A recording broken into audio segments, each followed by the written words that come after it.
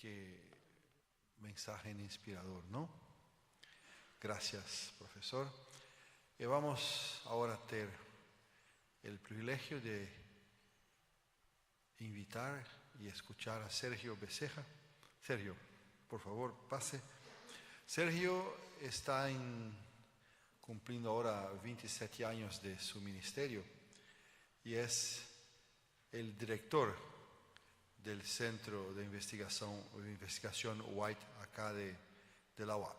No sé si los hermanos tienen conocimiento, más cada división, que son 13 alrededor del mundo, tiene un centro de investigación White oficial, registrado en White State.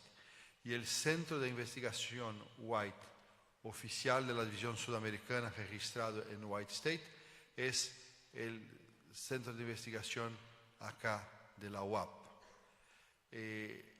La diferencia es que cuando una división tiene más que un centro de investigación, solo el oficial recibe subsidios para su manutención. Los demás también son centros de investigación, todavía no reciben subsidios del White State. En la división sudamericana tenemos 4 centros de investigación. AUAP, que es el oficial, también en lado hispano tenemos en la UPU, que es nuestra universidad en Perú, y en área brasileña tenemos 2 centros. Un que se queda en UNASP, que es nuestra universidad en São Paulo, en campus Engenheiro Coelho, y también en Bahía, en Facultad Adventista de Bahía. Así que tenemos 4 centros de investigación White, y después hay otros que son centros de estudios. Es un otro nivel, más investigación son 4. Sergio, que Dios te bendiga, te use en su presentación.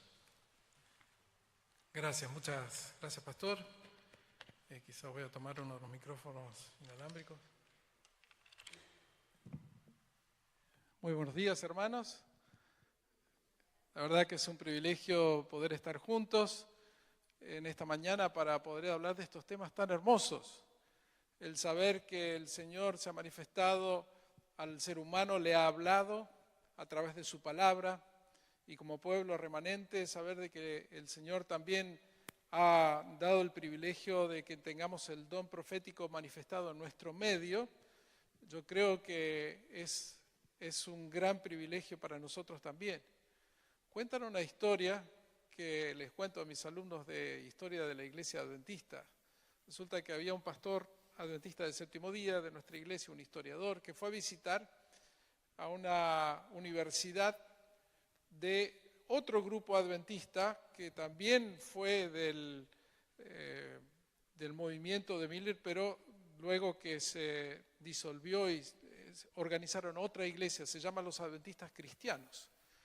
Estos hermanos adventistas, ellos guardan el domingo y ellos también creen como nosotros en el sueño de la muerte y otras pequeñas diferencias que tenemos con ellos, solo que esa iglesia no ha crecido mucho, se ha mantenido pequeña y es poco conocida fuera de los Estados Unidos. Ahora, ¿por qué los estaba visitando este pastor adventista? Porque ellos tienen los archivos, los documentos que pertenecieron a Guillermo Miller, el gran líder del movimiento adventista norteamericano. Y entonces él estaba allí para poder estudiar y poder también sacar beneficios de estudiar esos materiales. Y luego de estar allí algunos días, tuvo una conversación con el encargado, el pastor que estaba a cargo de esos archivos. Y entonces ellos comenzaron a hablar un poquitito sobre las raíces comunes y en cierto momento el director ahí del centro de la Universidad de Aurora le dice al historiador adventista, le dice, ¿qué diferencia los líderes que tuvo su iglesia y de los nuestros? Dice, ustedes tuvieron líderes que supieron cuándo había que organizarse como iglesia. Tuvieron líderes con visión que se dieron cuenta cuándo había que mandar misioneros al extranjero. Tuvieron líderes que supieron cuándo comenzar la obra educativa. tuvieron líderes que supieron cuándo comenzar los ministerios como la salud. Y entonces el pastor adventista le dice a su colega, dice, ¿sabe qué? Nosotros no es que hayamos tenido mejores líderes que los suyos.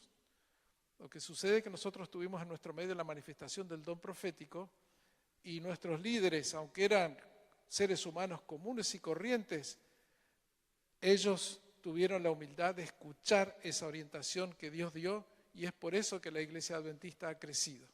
Bueno, el otro pastor ya no dijo nada porque ellos por supuesto no creen en el ministerio profético de Elena de White.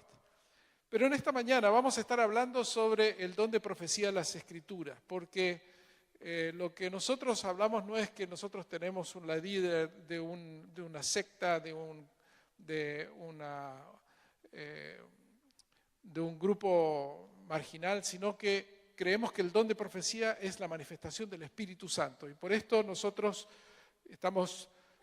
vamos a estar estudiando la palabra de Dios para ver el fundamento bíblico para lo que nosotros creemos respecto al don profético. ¿Para dónde hay que apuntar esto para que funcione mejor? A ver si... Ahí pasó, hay que apretar fuerte.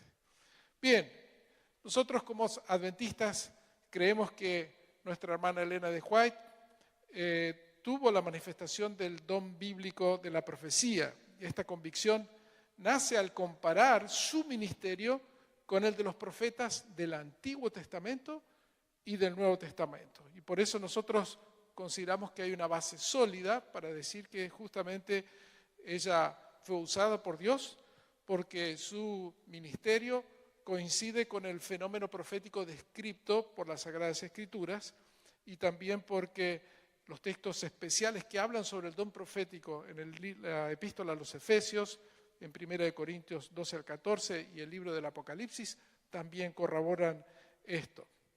Vamos a hablar un poquitito de las bases. En primer lugar, están las palabras que se usan en el Antiguo Testamento que son de profeta, profetizar, profecía, están todas emparentadas.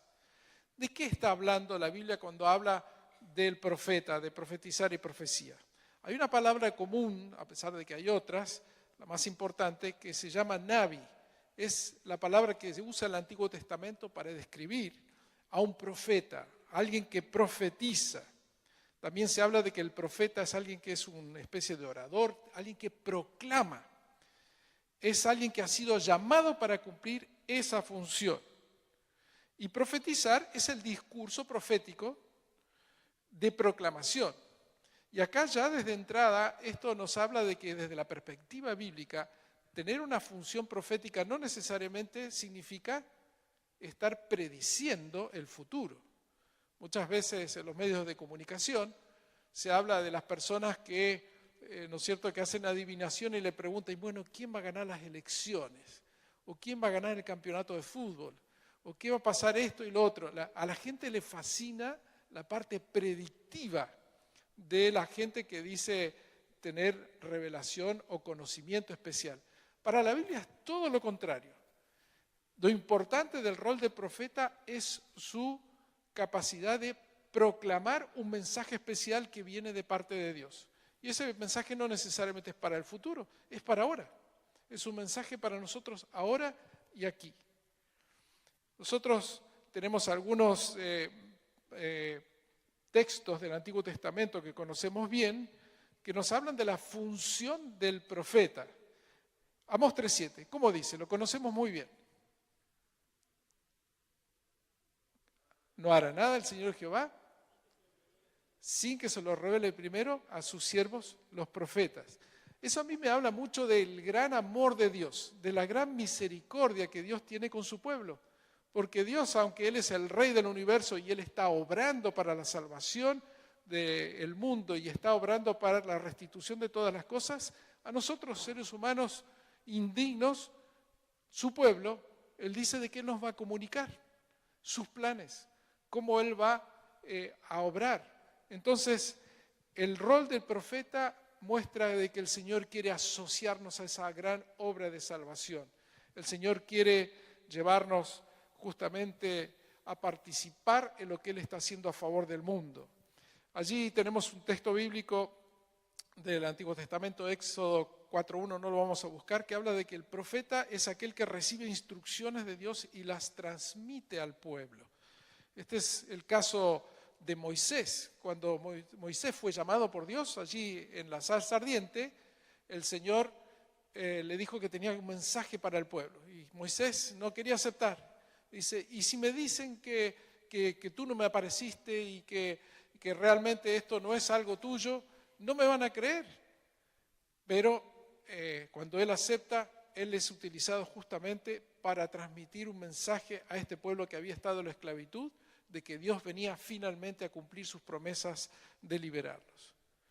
En segundo lugar, se espera que cuando el pueblo recibe ese mensaje, no es simplemente para conocimiento general, qué interesante, hay un elemento de obediencia. Se espera de que nosotros como pueblo de Dios obedezcamos esa instrucción que viene de parte del Señor. Y está este texto muy conocido de Segunda de Crónicas 20:20, que en palabras del rey Josafat de Judá, como dice allí, cuando se levantaron por la mañana salieron al desierto de Tecoa y mientras ellos salían, Josafat, estando en pie, dijo, oídme, Judá y moradores de Jerusalén, creed en Jehová, vuestro Dios, y estaréis seguros. Creed en sus profetas y seréis prosperados. Lo que hace que el pueblo de Dios sea un pueblo que esté protegido de los problemas que circundan lo que va a ocurrir en el mundo es cuando confía en la palabra de Dios, cuando confía en su Dios. Y cuando Dios se manifiesta a través de sus profetas para transmitir esa palabra, nosotros simplemente estamos escuchando la voz de nuestro Dios.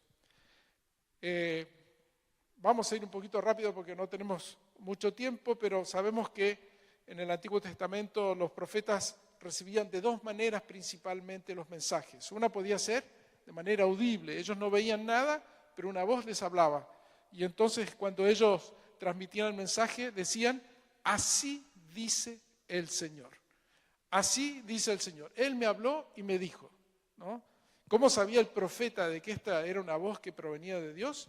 Porque era una persona que tenía una comunión tan cercana con el Señor que ya reconocía la voz de su Señor. Luego también sabemos que ellos recibían sueños y visiones. Los sueños son sueños durante la noche y las visiones podían ser en el día. Sabemos que nuestra hermana Elena de White también los recibió durante todo su ministerio.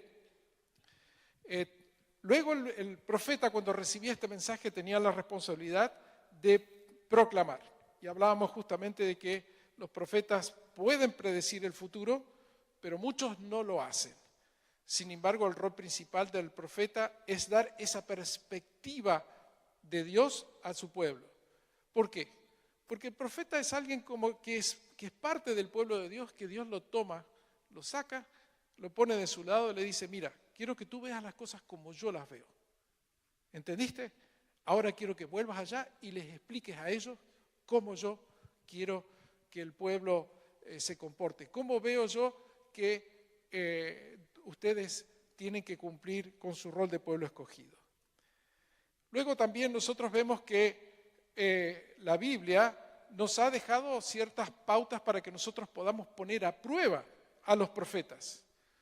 Porque cuando hay un verdadero profeta, eso también es señal de que pueden haber falsos. Y la Biblia nos ha dejado algunas pautas para que nosotros nos pongamos a prueba y sepamos.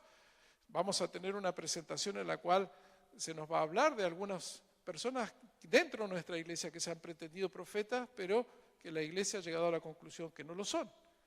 Bueno, ¿cuáles son algunos de estos filtros que tenemos de la parte de la Biblia? En primer lugar, habla sobre calidad y sobre la utilidad de lo que dice el profeta. Yo recuerdo que cuando estaba estudiando en otro país, había una hermana que comenzó a contar de que ella tenía sueños. Y entonces le preguntaron, bueno, ¿y cuáles son los mensajes de Dios que el Señor les ha dado? Bueno, yo supe de que el hermano tal se iba a morir y que yo me iba a casar, la hermana iba a morir y yo me iba a casar con el esposo, y esta otra persona, esto era todo chismografía.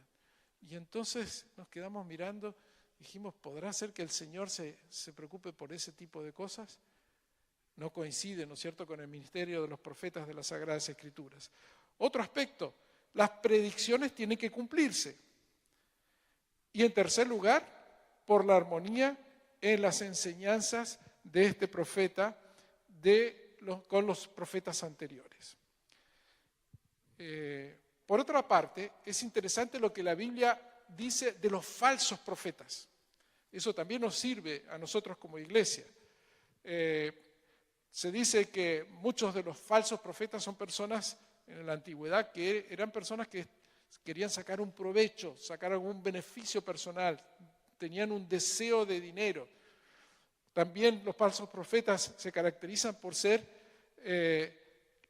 por personas que le dicen a la gente lo que ellos quieren escuchar y no necesariamente lo que ellos necesitan que se les diga. Muchas de sus predicciones no se cumplen y hay inconsistencia entre sus enseñanzas y en el testimonio de la revelación anterior.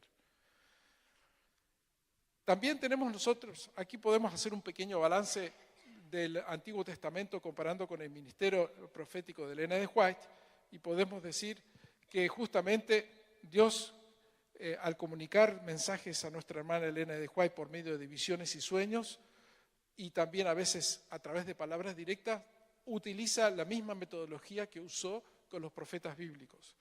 También nosotros vemos que el ministerio profético de Elena de White no es un ministerio de predicciones, es un ministerio de proclamación de verdades que son las mismas verdades que se encuentran en la palabra de Dios, de verdades que la iglesia tiene que comprender mejor, dando énfasis primordiales a la perspectiva divina para que ellos puedan comprender la voluntad de Dios para el pueblo de Dios del tiempo del fin. Muchas veces a ella le tocaba decir ciertas cosas que no eran del gusto de las personas. En una ocasión, un mensaje que Elena de White recibió era un mensaje duro y ella trató de suavizarlo y decirlo más amablemente a la persona. Y el Señor le tiró las orejas y le dijo, no, cuando yo te digo algo, tú lo transmites como yo te lo dije. Aunque eso pueda dolerle a la persona y sea difícil para ti. No es algo muy agradable tener que tener la función de un profeta porque muchas veces la gente no va a estar contenta con el mensaje que tiene que transmitir. Hay armonía entre sus escritos y la revelación previa. Si hay algo que a mí me fascina de los escritos de Elena de White es cómo ella está impregnada de la palabra de Dios. Hay porciones enteras de capítulos donde ella cita las escrituras y tiene un dominio de la palabra de Dios, se nota que es parte de ella. Y por eso ella dice que sus mensajes son la luz menor que deben llevar a la luz mayor. Y en ocasiones, la hermana de White cuando recibía un mensaje, ella lo que hacía es que no venía y decía, el Señor me mostró esto, sino que ella venía con la Biblia y le decía, hermano, mire lo que dice la palabra de Dios, dice esto y lo otro. El Señor quiere que usted sepa de que usted tiene que poner su vida en armonía con lo que Él ha enseñado. Si esa persona no aceptaba, entonces ella le decía directamente, mire, el Señor me dijo esto específicamente que usted tiene que cambiar.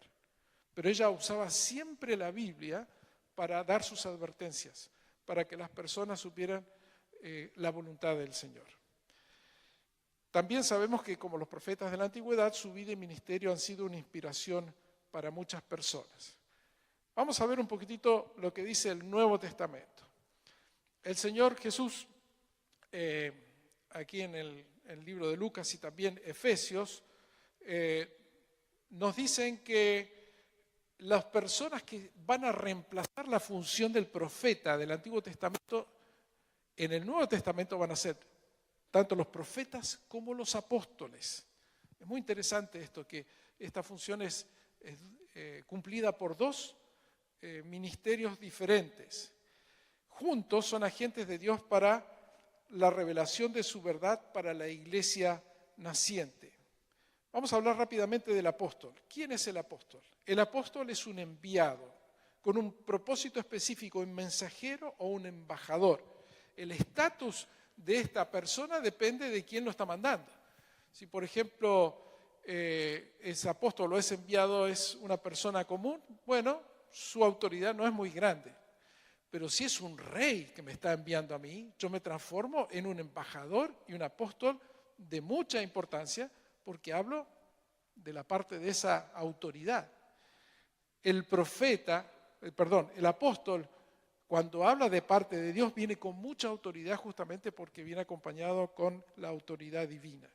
Es un enviado especial de Dios.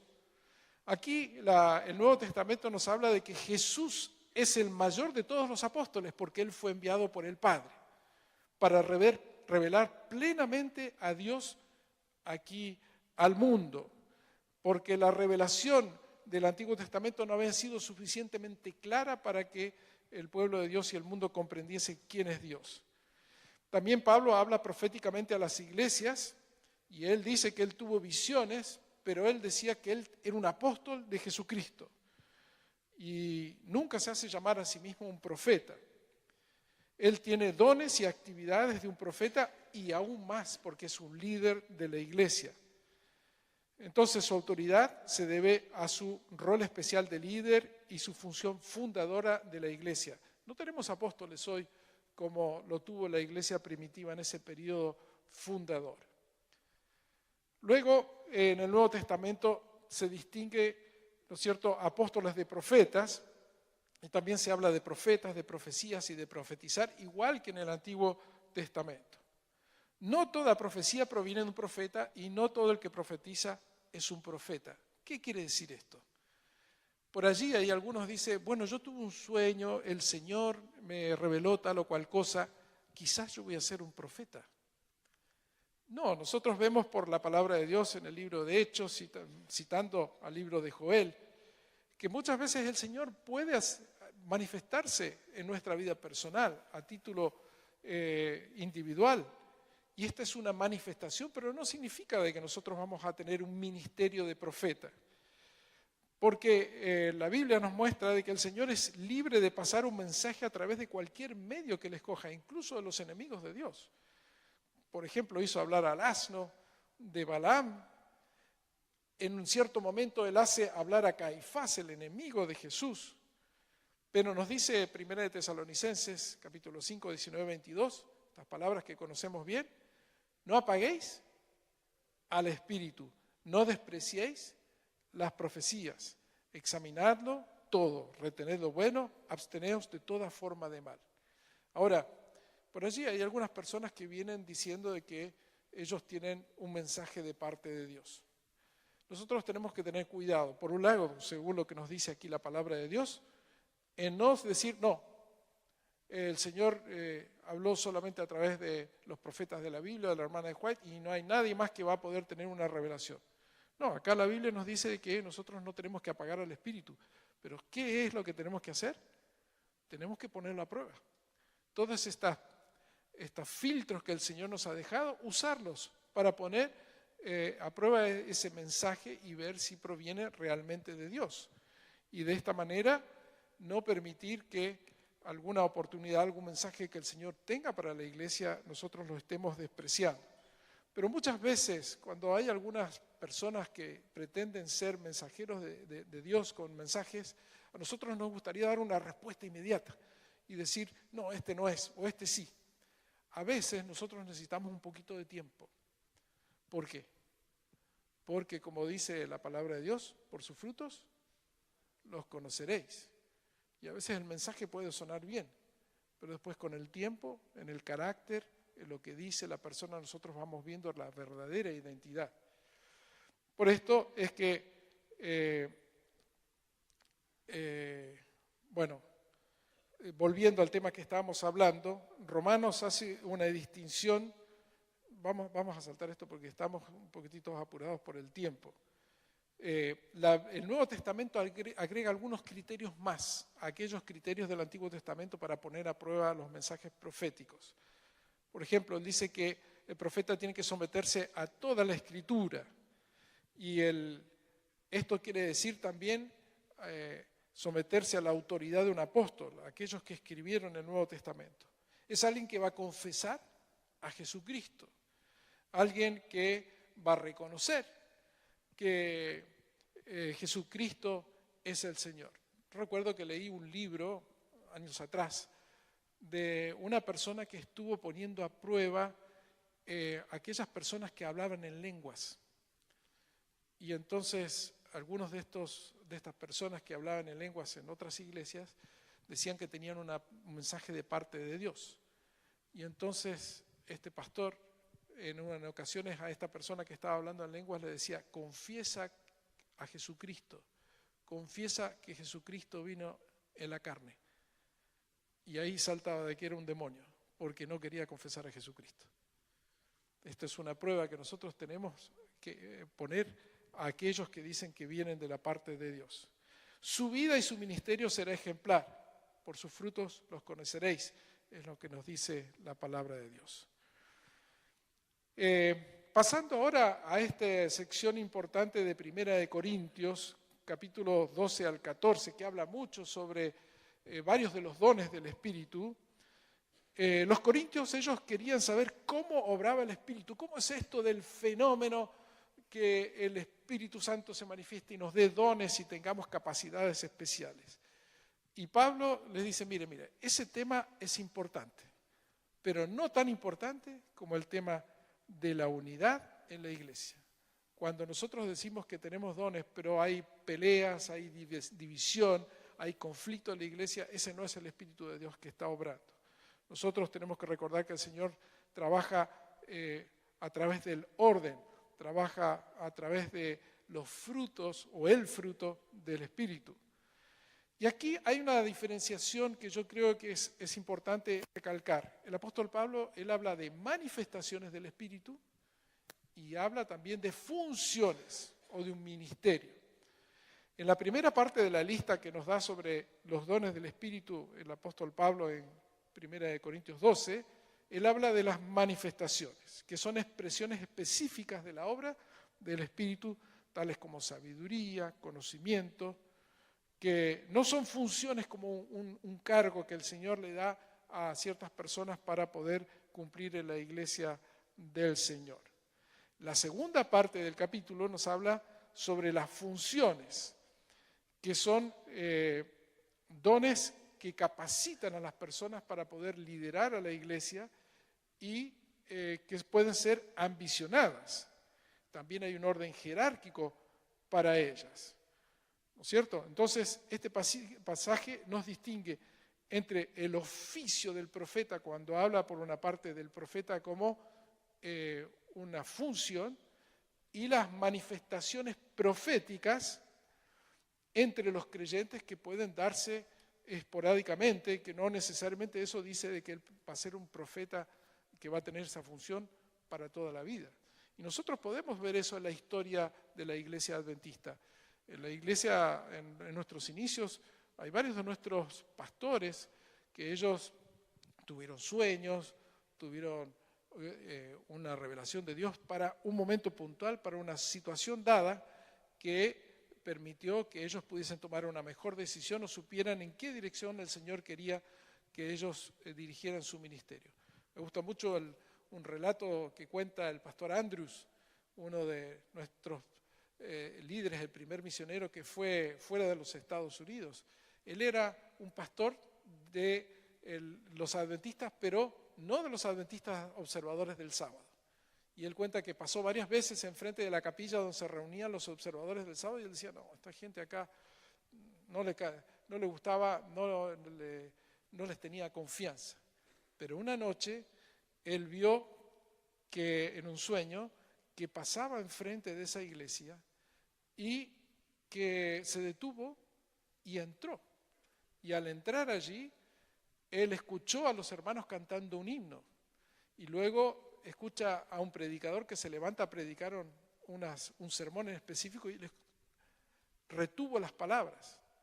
Al día siguiente, él salió para hacer sus actividades y cuando pasa allí enfrente de la iglesita, reconoce y dice: esa es la iglesita de mi sueño, voy a entrar. Y cuando entra, escucha a los hermanos cantando el mismo himno que él tuvo en su sueño. Y luego se levanta un hermano y comienza a predicar las mismas palabras que él tuvo en el sueño. Y él dijo: no, este es el Señor que me está mostrando de que este grupo de personas tiene algo que yo tengo que escuchar. Y efectivamente, cuando él escuchó el mensaje, comprendió las doctrinas, él se hizo adventista del séptimo día y uno de los grandes líderes. ¿Significa eso que el pastor Andrews llegó a ser un profeta? No.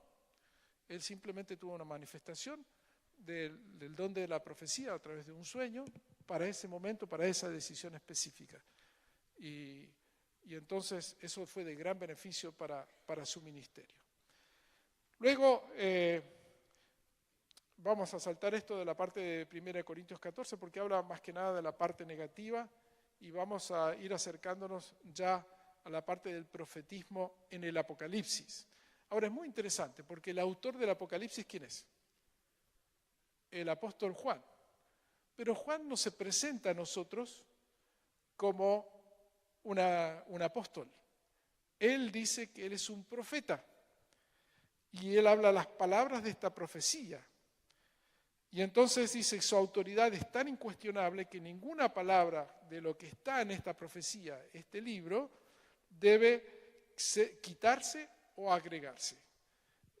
En otras palabras, es interesante de que aquí Juan está destacando su función como profeta del Señor. ¿Qué más vemos en este libro?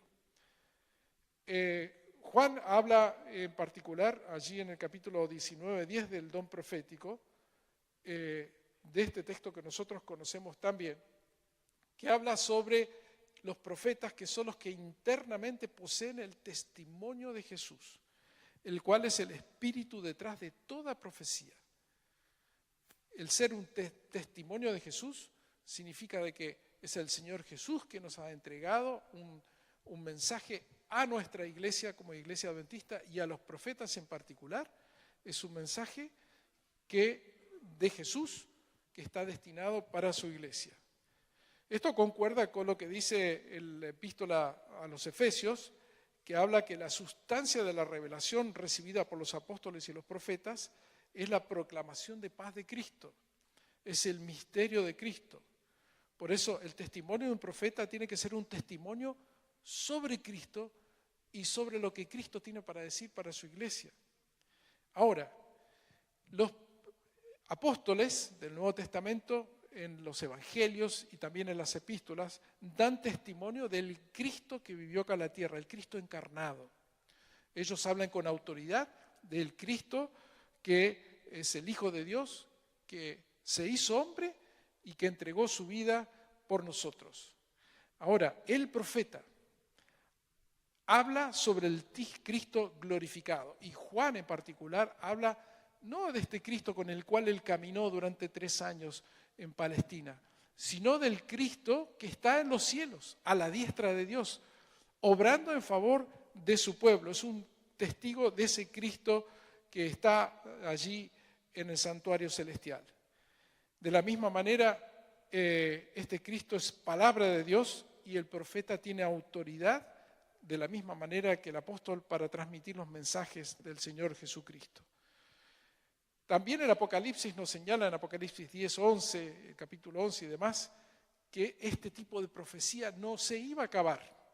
Algunos cristianos creen que el don profético se acabó en el tiempo de los apóstoles y que no hubo más revelación. La palabra de Dios, en el Apocalipsis en particular, nos dice de que la profecía tenía que acompañar al pueblo de Dios a través de toda la historia y en particular estaría allí en el tiempo del fin. Como nos dice Apocalipsis 12, 17, que la característica del pueblo remanente es que ellos tendrían el don profético en su medio. El remanente fiel tendría el testimonio de Jesús dado por los profetas. Por eso nosotros vemos que nuestra hermana Elena de White cumple con esta descripción y condiciones de un verdadero profeta del Nuevo Testamento. En primer lugar, porque ella se somete a la Escritura, es una luz menor que lleva a la luz mayor, ella confiesa y exalta al Señor Jesucristo, y su vida y su ministerio son un ejemplo donde nosotros podemos ver que se trata de una verdadera cristiana. Y esto tiene ciertas implicaciones, porque nosotros vemos que las bases para el ministerio de Elena de White en el Nuevo Testamento y en el Apocalipsis son sólidas, que se trata justamente de una manifestación auténtica del Espíritu Santo. Pero esto nos deja una responsabilidad, porque No solo Elena de White tiene el testimonio de Jesús, sino todos nosotros como iglesia tenemos un rol profético de proclamación al mundo. No se trata de que nosotros tenemos los libros de ella y simplemente decimos, bueno, lean esto porque ella es la que tuvo el don profético. Nosotros estamos aquí simplemente de espectadores. El Señor espera de que nosotros también cumplamos con este rol de proclamación al mundo. Nuestra misión es ser una voz profética y de advertencia al mundo que perece porque está lejos del Señor Jesucristo, perece también en el engaño del error. Y el Señor ha levantado a esta iglesia, la iglesia adventista, justamente para que pueda dar este mensaje de advertencia antes de la venida del Señor Jesucristo. Por eso es un gran privilegio recibir esta bendición de la manifestación del don profético en nuestro medio, pero también es una gran responsabilidad que nosotros tenemos como hijos de Dios. Que el Señor nos bendiga y podamos aprovechar la bendición de su palabra y también de la revelación del don profético.